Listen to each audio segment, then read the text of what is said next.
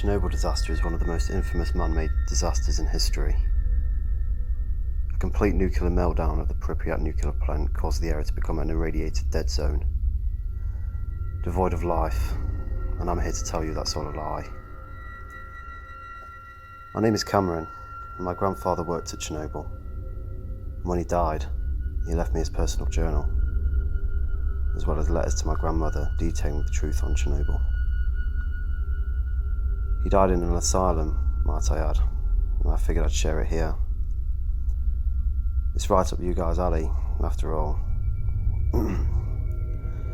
Please note, I'm not great at Russian, which this is written in, so there might be some errors. November 28th, 1985. Today was my first day working at the Chernobyl nuclear facility. I'm very excited to begin working here. The government assures us that this facility is top of the line. It's exciting to work, but very dangerous though. Some of my predecessors have gotten very sick. Radiation does that to you. Luckily, we have improved our handling of such material, and I cannot wait to see you and our little one again. I miss you. Yours, Abraham. December 5th, 1985. There were strange things happening here. Just yesterday I heard a strange noise from beneath us. It sounded almost as if someone was weeping. And strange dreams. The void speaking to me, telling me of all the future events. Pripyat abandoned, a lot of death. It tells me his name is Iritef.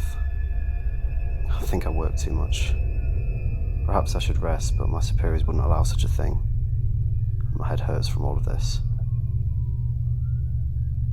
January 15th, 1986.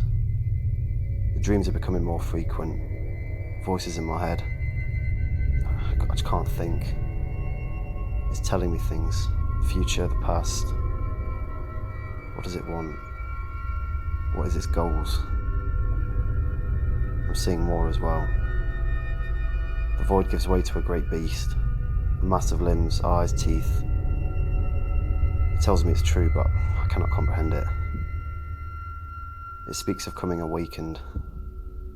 The number 4 keeps flashing in my mind. A warning, perhaps. February 14th, 1986. Happy Valentine's Day, my love.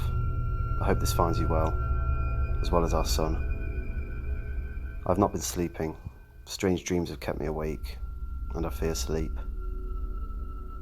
I'm thinking about asking for my termination. This job is getting to me. I'm sorry to keep this one short. I'll have to get back to work. Yours, Abram. March 6, 1986. I saw him today while I was awake. I've named him the Void Walker, and he tells me things. Both great and horrifying. He tells me he shall awaken soon, and to prepare for his arrival. I don't know how I'm to do this. Am I going mad? April 24th, 1986.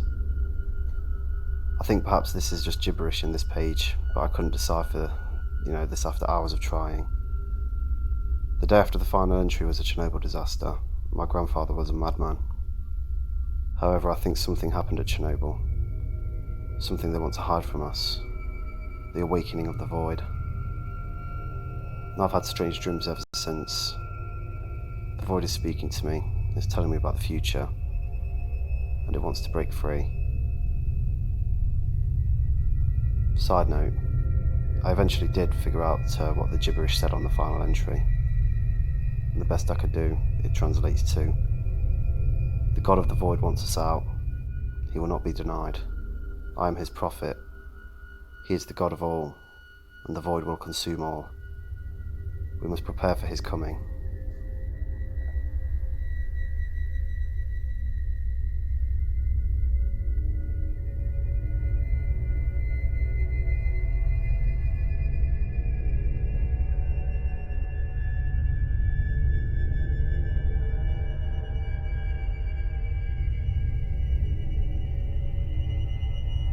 Hi. This is my first post to the site, and it's about an odd and creepy experience of mine I had whilst visiting Pripyat in the Chernobyl area. This took place a few summers ago during my second visit to the Chernobyl exclusion zone. I'd wanted to visit ever since I was a teenager. My first trip back in 2013 was pretty nice, if uneventful. So 2 years later, after the local civil war had calmed down, I decided to visit again. And this time I wasn't going with a tour group. I was entering illegally with a few stalkers, enthusiasts who unofficially entered the exclusion zones to explore and scavenge. Anyhow, since I wasn't with a tour guide, my group would split up regularly, reconvening every couple of hours. Then on our third day in the zone, our little adventure lasted 6 days, one longer than it was supposed to, thanks to a minor complication. I stumbled upon a small concrete building around half a kilometre outside a nearby village. After calling to one of my mates, I told him I was going to check it out and that I'd be back in a couple of minutes. The building was pretty small, around 10 by 10 metres, with a partially collapsed roof and what probably once was a desk and some rusted cabinets along the wall. The whole thing gave me flashbacks to the forest from the old Stalker games. However, as I looked around, I came across a very small service hatch, only around a metre high.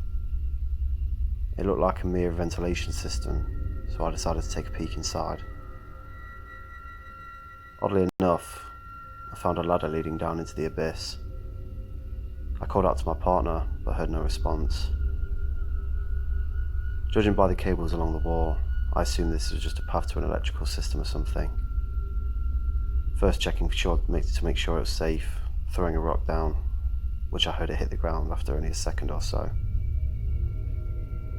I crawled in, leaving my bag with most of my equipment, borrowing my Geiger counter, knife, radio, flashlight, some spare batteries and also a canteen. Climbing down the ladder, the light from above began to fade and I turned on my flashlight, which was mounted up onto my rigging, and then I reached for a glow stick. Unfortunately, I'd left my bag at the top and had already come so far that I didn't want to climb back up to get it. And after around half a dozen more steps, I finally hit solid ground. As the concrete made contact with my boots, I heard a splash. Turning on my flashlight, I found myself in a slightly flooded tunnel with electrical wires along the walls and a big machine of some sort to my side. After looking back, only to find a concrete wall, I began walking forward. Then after around 50 metres, the wall turned around 30 degrees to the left. This continued every few paces until eventually I made a hard right. At this point, I was already a bit confused, but I figured that since I was going along a linear path, it'd be easy to find my way back. After continuing for a bit, I sat down to have a snack, swap my flashlight batteries, and to take a swig from my canteen. Looking up then, I realised I reached a T-junction in the tunnels, so I decided to go left. The tunnel continued endlessly. The darkness ahead just seemed to continue growing indefinitely, and aside from a few pipes and some dead rats, nothing really ever changed. It felt like I'd been hours since I crawled into the tunnel at first, so I decided to head back. It was at this point I noticed that two things were very peculiar. Number one, my Geiger counter hadn't made a sound or shown any sign of radiation anywhere in the tunnels. Whilst this could be due to depth, the presence of small vents in enormous length meant I expected at least some radiation to be present down here. Number two, the same pattern seemed to repeat, same layout of wires and pipes, same debris, same everything. It felt like I was going in a loop, but I knew I wasn't. I hadn't seen the tunnel from which I entered the junction, which would have happened if there were indeed a perfect circle. It was at that point I started to get concerned. I picked up my pace, and at that point I realised that the darkness seemed like it was watching me. At the centre of the tunnel was just a big eye staring right back at me. Not with any sort of malice or anything, just observing me. I thought that this was too weird and changed my pace from a huge walk to a jog, and then a run. The same damn features were still on the walls. The tunnel seemed to loop endlessly, and each time I encountered a widening or a small room, it was the one I've already seen before. Exactly the fucking same. My brain was beginning to go into panic mode and I ran. I wasn't even using my flashlight anymore. I just ran, but nothing changed. Eventually I tripped in a puddle, and wherever I was chasing me in the darkness had stopped dead in its tracks. It waited for me to get up and then just sat there, almost seeming to pity me. I tried to keep going but just dropped to my knees. I'd been walking for hours at this point and my body was numb. And I was as tired as I've ever been in my life. At this point, I began hearing things. Echoing footsteps, splashes, but I saw nothing. I pulled out my knife, my gaze darting in both directions. I began shouting, taking fighting positions and screaming into the darkness. "Come on, I'm right here, come and get me," I said in my broken Ukrainian. The echoes kept going, getting slightly louder but never changing in distance. Then I began shouting the same jest in my native English as my eyes swelled up. "What do you want from me, you bastard, huh? What the hell is it?" At some point the echoes grew closer and closer as I felt as if something passed right through me. I lunged, tripping on a struck out pipe, falling to my knees, sobbing and desperate. "What do you want? Haven't you had your fun? I just want to get out of here and go back." I looked up and exclaimed through tears. "Well, go on. What do you want?" Eventually my tears turned into all-out sobbing. Please, I just want to leave, please. Just let me go." I was crying my eyes out at this point. The fear had completely gripped me. I didn't notice it until later, but the echoes had stopped. Through what I felt like I was being watched. After a few more minutes I curled into a ball and cried myself to sleep. I thought I was going to die in here, in this godforsaken nowhere. I would just be another disappearance on the list. I guess whatever that tunnel was must have taken pity on me, because I woke up with the tears still drying in my eyes but revitalized. I began walking the direction I was last headed, and I noticed something. None of the features had repeated. Well, there wasn't anything new here. Nothing at all had looked like it seemed to before. Leaning on the wall, I kept walking, and eventually I fell over sharply. I looked to my side and seen that the tunnel had branched out to the right, and I realised that this was the junction I was at before I entered the loop. As I got back up, I knelt on one knee and whispered, "Spasibo," which is thank you. No response. Wasn't expecting one. I hauled myself back onto my feet and kept walking, and after a few minutes I finally reached the area with the machine where the ladder was. I immediately grabbed on and began climbing. I kept climbing despite the extremely cramped tunnel, and eventually I saw a bit of light. I climbed faster and faster until eventually I was just meters away from the grate. It was then I heard something in the back of my mind, a voice in my head, but subtle. Not a sound, just a thought. "You're welcome." And with that, I made the last few hurdles and pulled myself through. I picked up my bag and exited the building from a rather brisk pace. I soon saw my partner emerging from the tree line. He held me and said that I was about 5 minutes late. It felt like I'd been gone for much longer. But whatever. I was happy to be out of there. Whatever was in those tunnels must have taken pity on me. I'm sure of it. Otherwise I wouldn't have made it out.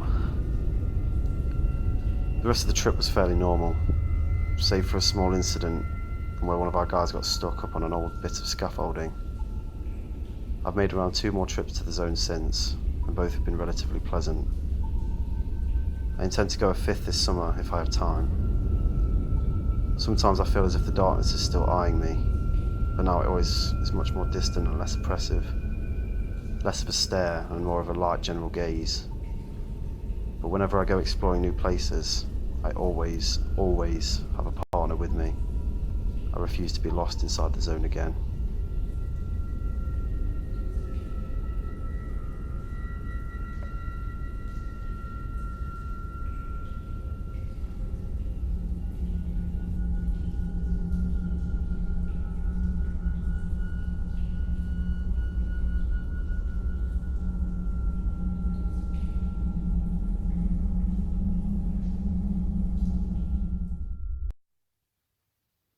Hey guys, Thanks for tuning back into another one of my scary story videos.